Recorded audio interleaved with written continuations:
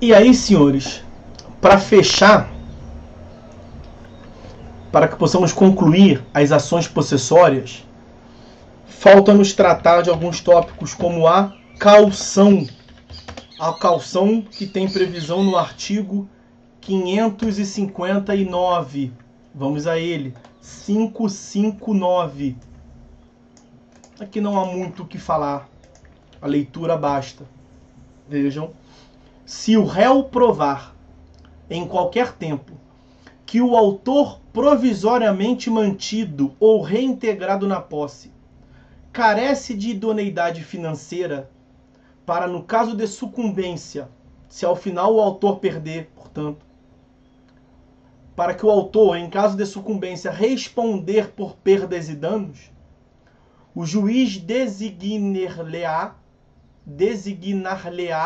o prazo de 5 dias para requerer caução real ou fidejussória, sob pena de ser depositada a coisa litigiosa, ressalvada a impossibilidade da parte economicamente hipossuficiente. Veja, as medidas, as tutelas provisórias de modo geral, elas têm essa análise da irreversibilidade, né? Em geral, a medida provisória deve ser concedida quando ela for reversível, quando ela poder retornar ao status quo ante.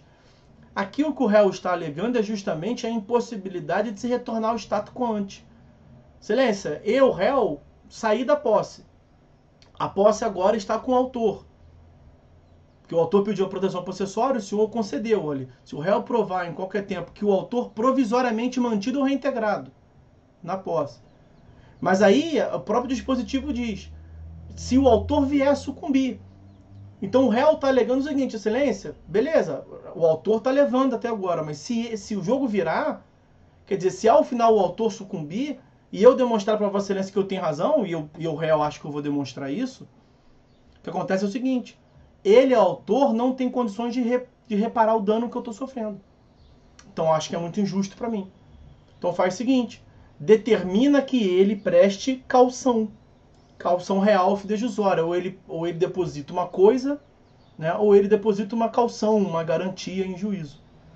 Agora, é claro, o juiz não vai determinar a caução, a própria lei ressalva a parte que não tem como prestar, o hipossuficiente econômico, né? Então essa é a previsão da caução, trata-se de uma medida com a finalidade de evitar que a parte, que o réu, venha a sofrer prejuízos irreversíveis em razão da medida liminar que seja posteriormente revogada quando a tutela definitiva. Ok? Um outro tópico, a sentença. O que temos para falar sobre a sentença das ações possessórias? Bom, a sentença tem eficácia condenatória, uma eficácia nitidamente condenatória de uma obrigação de fazer / não fazer e obrigação de pagar quantia, eventualmente, né? Obrigação de sair do imóvel, por exemplo, obrigação de fazer. Obrigação de não invadir o imóvel no interdito proibitório, obrigação de não fazer. E se tiver causado dano, uma obrigação de pagar. Toda sentença que fixa a obrigação é sentença condenatória. Sentença condenatória é aquela que impõe a obrigação de entrega de coisa, fazer, não fazer ou pagar quantia. Então a sentença das ações possessórias tem nitidamente uma eficácia condenatória. Tá? Para quem sustenta a existência da categoria das sentenças executivas lato sensu, né? Nós vimos na aula de sentença no período passado, já falei com os senhores, que existe uma divergência quanto à classificação das sentenças, a classificação trinária ou classificação quinária. Se seriam 3 espécies de sentença, que é a doutrina majoritária, declaratória, constitutiva e condenatória, ou se seriam 5, além dessas 3 outras 2, né? Executiva stricto sensu, executiva lato sensu, executiva indireta. Então, além da condenatória, teriam outras duas espécies de sentença.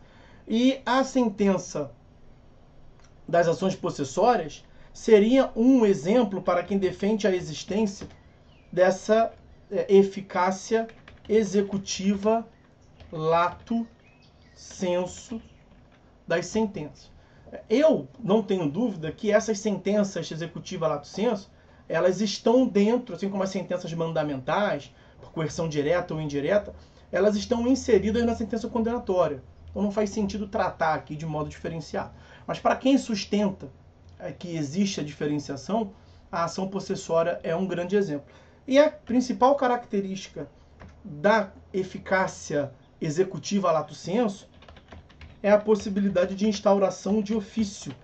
O Estado pode implementar as medidas de ofício, independentemente, portanto, de requerimento do requerente. Acontece o seguinte, acontece que pelo artigo 513 do CPC, no parágrafo 1º, a instauração de ofício já virou a regra mesmo no cumprimento de sentença, como os senhores verão no próximo período. Exceção feita à obrigação de pagar quantia, o cumprimento de sentença das obrigações de entrega de coisa a fazer e não fazer já passou a ser a regra mesmo no nosso sistema processual. Mais um motivo para não tratarmos de modo diferente. Mas, volto a dizer, para quem sustenta que existe essa diferença, está aí essa previsão. E para fechar, as ações possessórias, a ação possessória seria de natureza dúplice. Seria uma ação de natureza dúplice. Por quê? Porque admite a concessão de tutela jurisdicional a favor do réu. É o que consta do artigo 556, 556. 556 não, 556. É lícito ao réu, na contestação, alegando que foi ofendido em sua posse, demandar a proteção possessória e a indenização pelos prejuízos resultantes da turbação ou do esbulho cometido pelo autor. A doutrina majoritária vê nesse ponto aí uma natureza dúplice. Uma ação de natureza dúplice. Afirma-se também que nas ações possessórias é possível ao réu a migração de polo.